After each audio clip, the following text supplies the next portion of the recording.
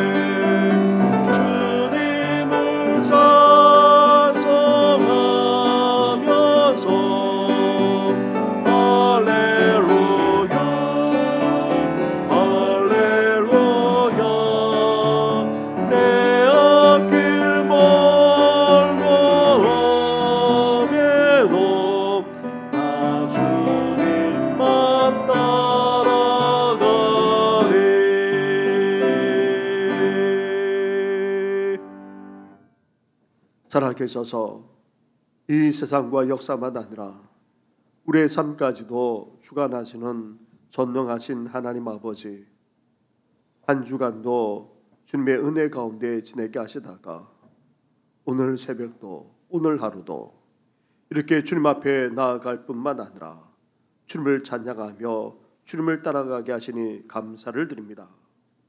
우리 앞에 놓여있는 길이 아무리 멀고 험하다 할지라도 온전히 주님만 믿고 따라가기를 원하오니 오늘도 주의 음성을 들려주시고 온전히 주의 뜻만을 추구하며 살아나가는 우리의 삶이 되게 하여 주시옵소서.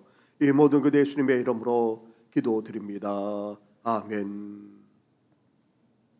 계속해서 묵상할 하나님의 말씀은 요한복음 11장의 말씀입니다.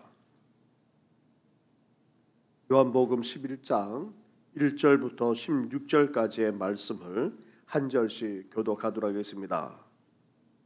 어떤 병자가 있으니 이는 마리아와 그 자매 마르다의 마을 베다니에 사는 나사로라. 이 마리아는 향유를 주께 붓고 머리털로 주의 발을 닦던 자요, 병든 나사로는 그의 오라버니더라. 이에 그 너희들이 예수께 사람을 보내어 이르되 주여 보시옵소서, 사랑하시는 자가 병들었나이다 하니, 예수께서 들으시고 이르시되 이 병은 죽을 병이 아니라 하나님의 영광을 위함이요 하나님의 아들이 이로 말미암아 영광을 받게 하려 함이라 하시더라. 예수께서 본래 마르다와 그 동생과 나사로를 사랑하시더니 나사로가 병들었다 함을 들으시고 그 계시던 곳에 이틀을 더 유하시고 그 후에 제자들에게 이르시되 유대로 다시 가자 하시니, 제자들이 말하되 랍비여 방금도 유대인들이 돌로 치려 하였는데 또 그리로 가시려 하나이까. 예수께서 대답하시되 낮이 12시간이 아니냐. 사람이 낮에 다니면 이 세상의 빛을 보므로 실족까지 아니하고 밤에 다니면 빛이 그 사람 안에 없는 고로 실족하느니라. 이 말씀을 하신 후에 또 이르시되 우리 친구 나사로가 잠들었도다. 그러나 내가 깨우러 가노라. 제자들이 이르되 주여 잠들었으면 낫겠나이다 하더라.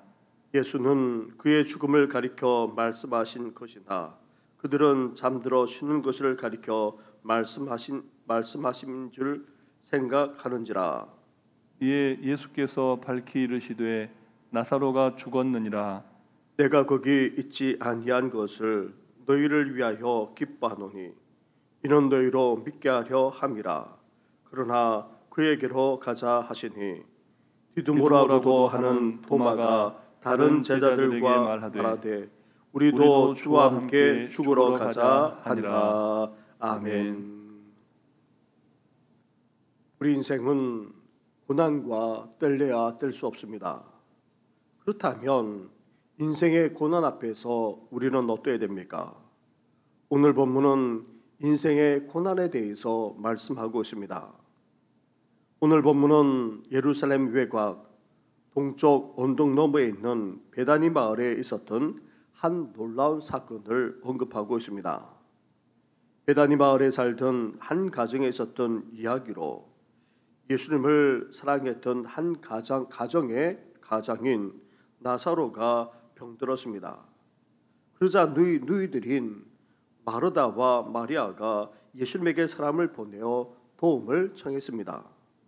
그때 요단강 동편 지금의 요르단 지역에 머무시던 예수님은 곧바로 오시지 않았습니다. 만사를 제쳐놓고 달려와야 할 때에 예수님은 그렇게 하지 않았습니다. 6절 말씀을 보십시오. 6절을 함께 같이 하겠습니다. 시작. 나사로가 병들었다 함을 들으시고 그 계시던 곳에 이틀을 더 유하시고. 예수님은 계시던 곳에 이틀을 더 머무셨습니다. 일부러 늦장을 부리신 것입니다. 그렇다면 당연히 가족 마음속에 이런 질문이 일어났을 것입니다. 예수님, 우리를 정말 사랑하시나요? 예수님의 도움을 필요로 할 때에 도대체 무엇을 하고 계신 것입니까?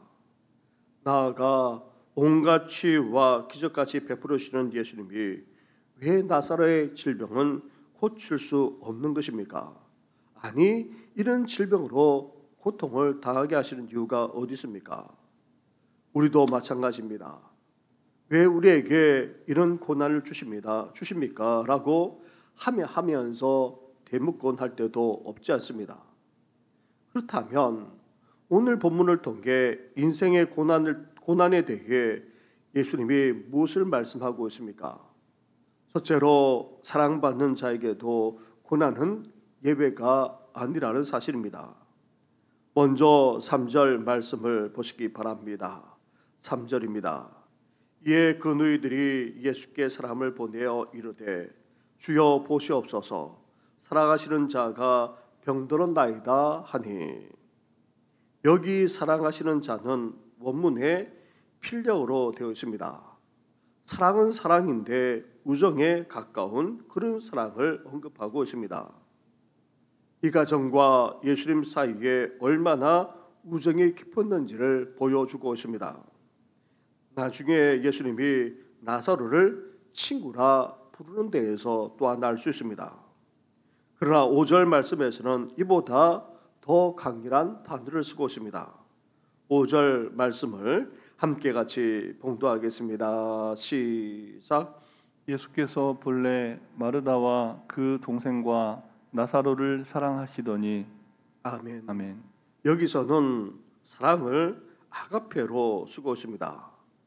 우정을 뛰어넘어서 참된 사랑으로서 아가페로 표현하고 있습니다. 그만큼 예수님이 이 가정을 사랑하시되 특별한 애정을 가지고 사랑하셨다는 것입니다. 그런데 예수님으로부터 아가페적인 사랑을 받았는데도 이 가정의 가장인 나사로가 어떻게 되었습니까? 병들고 말았습니다. 예수님이 와서 고쳐줘야 할 정도로 상태가 좋지 못했습니다. 결국 죽음에까지 이르고 말았습니다. 이렇게 심각한 질병이 생겨 죽어가는 일이 벌어졌던 것입니다. 그것도 예수님이 특별한 애정을 가지고 사랑해 주시는 가정에 이런 일이 생기고 말았던 것입니다. 사랑하는 성도 여러분, 우리 인생은 천국에 가지 않는 이상 이 세상에서 고난을 겪지 않을 수 없습니다. 여기에는 믿는 자도 예외가 아닙니다. 예수님의 특별한 사랑을 받는 자도 마찬가지입니다. 둘째로 이런 인생의 고난을 극복하고자 그렇다면 어떻게 해야 됩니까? 그것도 신앙으로 이겨나가고자 기도합니다. 그런데 우리가 드리는 기도가 응답되지 않거나 아니면 그 기도가 기대했던 만큼 더디 이루어질 때도 적지 않다는데 또 다른 문제가 있는 것입니다. 나사로가 병들어 상태가 심각해지자 그 너희들이 어떻게 했습니까? 예수님께 급히 사람을 보냈습니다. 예수님께 사랑하는 나사로가 병들었다, 빨리 오시기를 간곡하게 부탁했습니다. 이것 또한 또 다른 차원의 기도라 할 수 있습니다. 그러면서 예수님이 오시기를 기다리는 가족들의 마음이 어떻겠습니까? 얼마나 애타겠습니까? 그런데도 예수님으로부터 그 어떤 소식도 오지 않았습니다. 그 심정이 얼마나 힘들었겠습니까? 사랑하는 성도 여러분, 우리가 지금까지 드린 기도가 어떠합니까? 수많은 기도가 아직 응답되지 않고 있거나 또 아니면 또 아무런 응답 없이 혹 끝나고 있지는 않습니까? 아니면 결국 어떻게 되겠습니까? 오늘 본문에서는 적어도 응답 없이 사라지기보다는 많이 지연되어 응답했음을 우리는 알 수 있습니다. 이틀이 지나고 나흘이 지난 후 응답이 이루어졌기 때문입니다. 그런데 그것도 바라던 대로가 아닌 전혀 다른 차원에서 이루어졌습니다. 그래서 예수님이 기도와 관련해서 어떻게 말씀하셨습니까? 예수께서 그들에게 항상 기도하고 낙심하지 말아야 할 것을 비유로 말씀하기까지 하셨던 것입니다. 성경만 아니라 위대한 기도의 사람들은 주님의 기도 응답이 크게 세 가지 차원에서 이루어진다고 그렇게 말씀하고 있습니다. Yes, No, Wait. 이 세 가지입니다.